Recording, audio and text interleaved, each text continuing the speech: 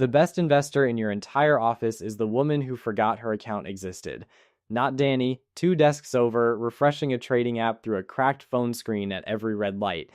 Danny has made about 200 trades this year. Priya in accounting has made exactly one back in 2019, and then she lost the password and never logged in again. Guess which one is winning? My name is Nick, and I've spent an embarrassing amount of my life watching people work incredibly hard to get poorer. Because here's the thing nobody selling you a course wants to admit.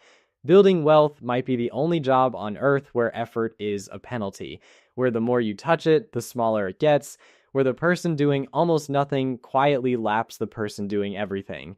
Today I'll show you the laziest, most boring, almost insultingly simple way to actually get rich in America, why it works, and the one uncomfortable reason it still isn't easy.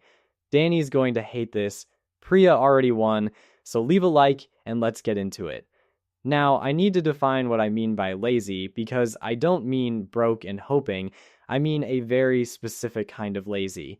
The kind where you make 3 or 4 good decisions once, automate them, and then spend the next 30 years aggressively not touching them.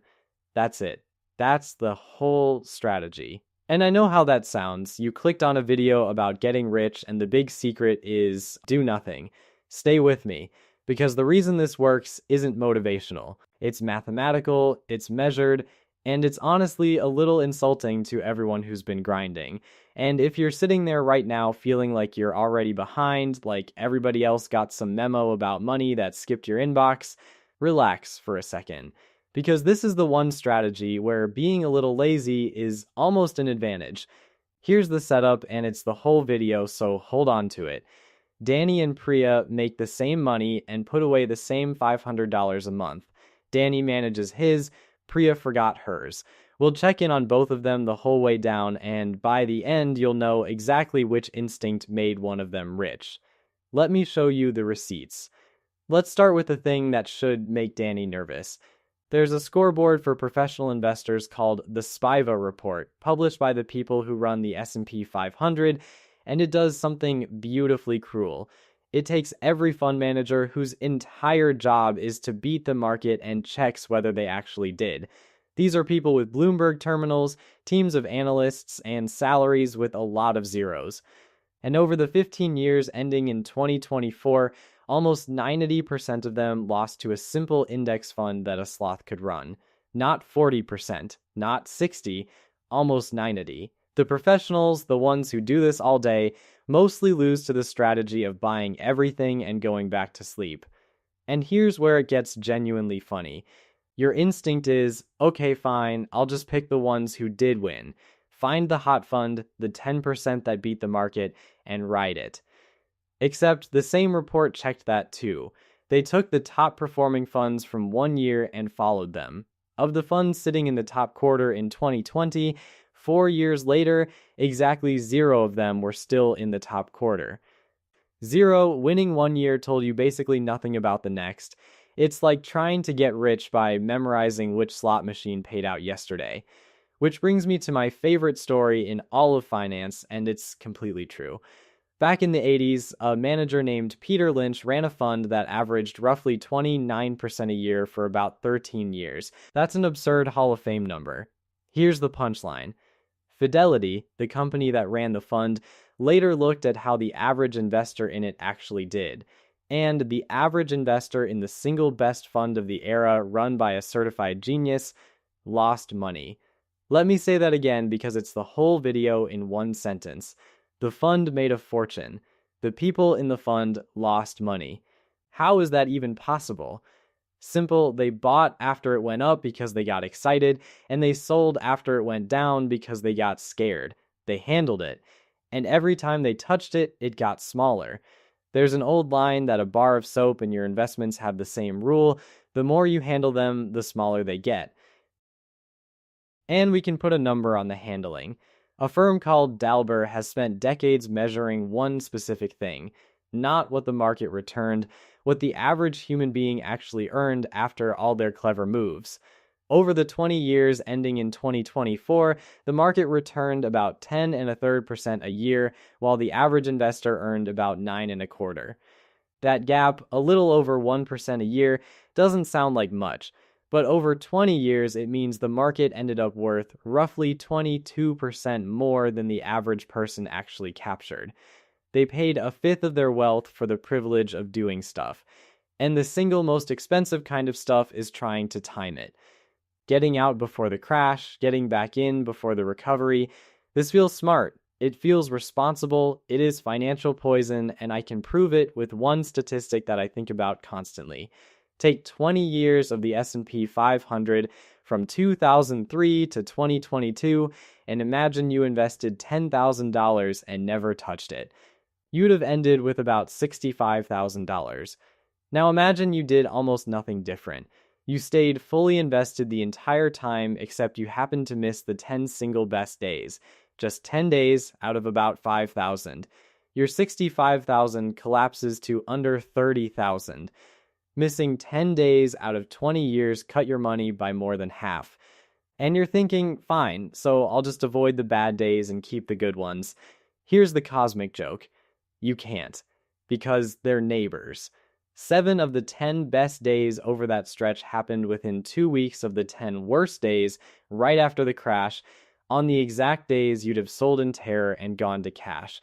The market's biggest gifts are hidden inside its scariest moments. So Danny, refreshing his cracked screen trying to dodge the storm, is standing outside in the rain having already sold his umbrella. And it's not because he's dumb. It's because the human brain is a terrible market timing machine, and the one thing it begs you to do in a crash, sell, is the exact thing that guarantees you miss the bounce. Time in the market beats timing the market. It's a cliche because it's just true. Okay, so trying hard, picking winners, and dodging crashes all quietly make you poorer. Now let me build the lazy machine piece by piece in order of how stupidly effective each part is. And the first piece is so good it's almost cheating. Free money a quarter of America is leaving on the table. If your job offers a 401k match, your employer is offering to hand you a raise for the crime of saving your own money. A typical match is something like 50 cents for every dollar you put in, up to 6% of your pay. Read that back. That is an instant, guaranteed 50% return on your money before it's even invested in anything. There is no investment on earth that reliably does that, and yet 1 in 4 workers don't put in enough to grab the full match. Think about how strange that is. It's your boss trying to physically stuff cash into your pockets, and a quarter of us are going, "No thanks, I'm good, pockets are full." The average person doing this walks past about 1,000. $300 a year in free money. Over a working life, capturing that alone can be worth well over $100,000. This is the laziest possible move. You don't pick anything, you don't time anything, you just fill out a form once and tell them to take the maximum they'll match. If you do one thing after this video, it's that. Now the second piece, and this is where laziness becomes a genuine superpower. Once the money is going in, it needs somewhere to land, and here's the beautiful part, the boring option is the winning option. You don't need a portfolio of 40 stocks you monitor. You need roughly one fund that owns basically the entire market. A total market index fund or a target date fund, which is a single fund that owns everything and slowly gets safer as you age, all on its own.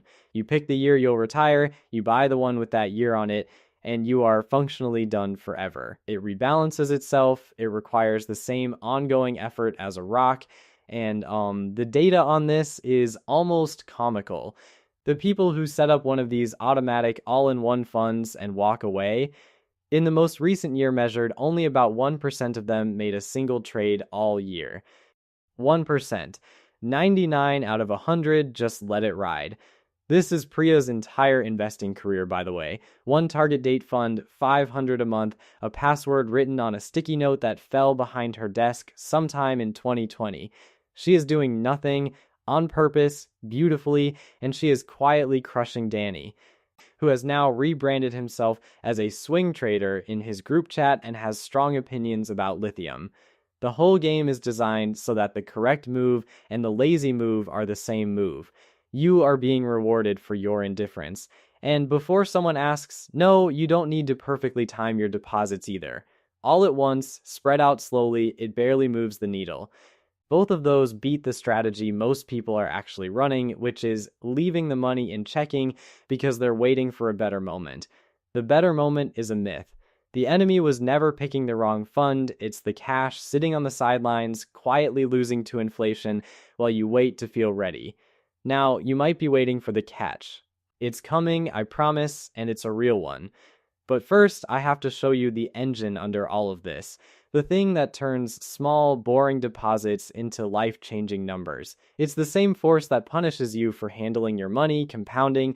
It just runs in your favor when you leave it alone. Let me give you the number that should be printed on a bathroom mirror somewhere. If you invest $500 a month and you earn something like the market's long-run average, in about 30 years, you're sitting on roughly $987,000. Almost $1 million from $500 a month. That's Priya's number. Same $500 a month she set up in 2019 and forgot about, running quietly in the background of her life while she does absolutely nothing to deserve it. And here's the part that stings. Waiting 10 years to start doesn't cost you 10 years of deposits. It can cost you half your final number, because the decade you skipped was the exact decade compounding was finally going to do the heavy lifting for you. Time is the actual ingredient. Everything else is seasoning. But there's a silent leak in this engine, and it's the one thing that separates the people who quietly get rich from the people who almost do. Fees. The legendary investor John Bogle laid it out like this. Imagine a dollar growing for 50 years at 7%. It becomes about $30. Now let a typical 2% in fees skim off the top, so you earn 5% instead. That same dollar becomes about $10. You put up all the money, you took all the risk, and you kept a third of the reward. Bogle called it the tyranny of compounding costs, and here's the lazy person's revenge. A plain index fund can cost you 3 cents per $100 a year, while an actively managed fund might cost you 60.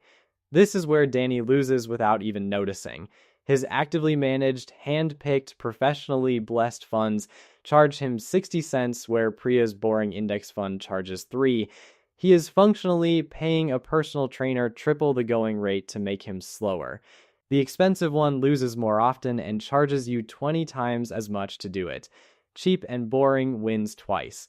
Then you wrap the whole machine in the right container, because where you invest matters almost as much as what you invest in. In 2026, you can put up to $24,500 a year into a 401k and up to $7,500 into an IRA. And these accounts let your money grow without the tax collector taking a bite every year. There's also this thing called an SA, which is the only account I know of that's tax-free going in, tax-free growing, and tax-free coming out for medical costs. It's a cheat code most people use as a glorified debit card. You don't have to max all of these. You just have to know they exist and feed them in order. And if you're wondering whether this boring machine actually produces rich people, let me tell you exactly who the real millionaires are. Fidelity tracks the people in its retirement plans who've crossed $1 million, and there are now a record number of them, over 650,000 just in 401ks. And here's their thrilling secret. The average one is around 59 years old and has been in the same plan for about 26 years. Not traders. Not geniuses. Not people who called the crash. People who put money in the same boring account every paycheck for a couple of decades and mostly forgot about it. That's Priya in 26 years. She isn't a different species from that 59-year-old millionaire. She's just an earlier chapter of the exact same boring, beautiful story, same fund, same 500 a month, same lost password. So if this is so easy, why isn't everyone rich? Here's where I have to stop selling and start being honest, because this is the part the hustle bros skip. This entire strategy has one enormous, non-negotiable requirement. You have to have money left over to invest in the first place, and a staggering number of Americans genuinely don't. Nearly 4 in 10 adults say they couldn't cover a surprise $400 expense with cash. Among households earning under $30,000, Only about 13% own any retirement account at all. So when someone tells you you're just one automatic transfer away from wealth, understand that for millions of people, the surplus that makes this possible simply isn't there.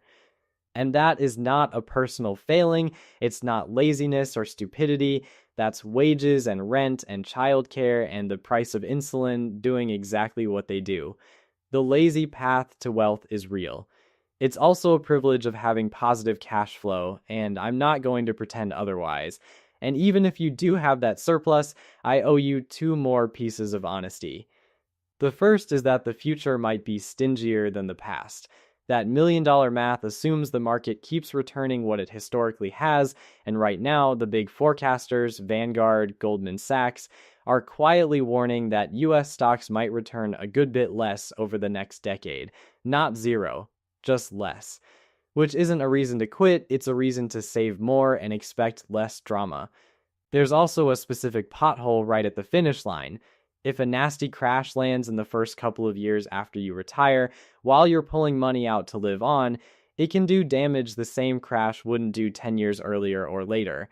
It's called sequence of returns risk, and it's the quiet reason those automatic target date funds slowly shift to safer stuff as you age.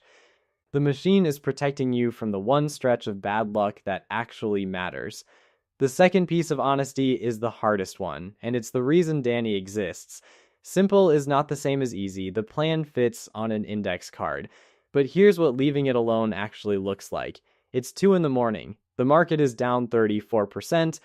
The account you spent 8 years building just gave back $40,000 in about 3 weeks, and you're lying in bed with the app glowing in the dark, that little number bleeding red, your thumb hovering over the button that says sell all. Every headline is screaming that this time is different. And the entire strategy, the whole thing, comes down to whether you can put the phone face down on the nightstand and go back to sleep. That's the real skill. It was never picking, it was never timing, it's just not selling at 2 in the morning. Which is honestly why I built a place to help people actually do the enduring part, because doing nothing is a lot easier with company. I opened a school community where I break down this stuff in plain English and walk through it step by step. No jargon, no gurus posing next to rented Lamborghinis. If you want the boring machine set up and the discipline to leave it alone, that's where I'll help you build it. Links below. It costs nothing but the willingness to be a little bit lazy on purpose, because that's the reframe I want to leave you with. We've been sold the idea that wealth is a reward for effort, for grinding, for outsmarting everyone else. In the market, for most normal people, the opposite is true. Wealth is the reward for restraint, for setting up something sensible and then having the almost supernatural discipline to be boring for 30 years. Danny will spend the next decade working incredibly hard, trading through his cracked screen, paying 20 times the fees to slightly underperform a fund he could have bought in a single afternoon. Priya will find that sticky note eventually, log in for the first time in years, and discover she got rich by accident, on purpose. One of them will have a fantastic story about the time he almost caught the bottom.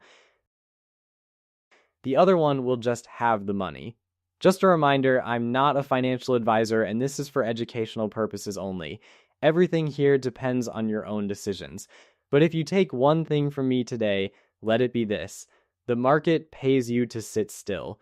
So the next time your brain begs you to do something clever with your money, remember that clever is expensive, boring is free. And the laziest person in the room is usually the one on her way to $1 million. Set it up once, forget the password on purpose, and go do literally anything else.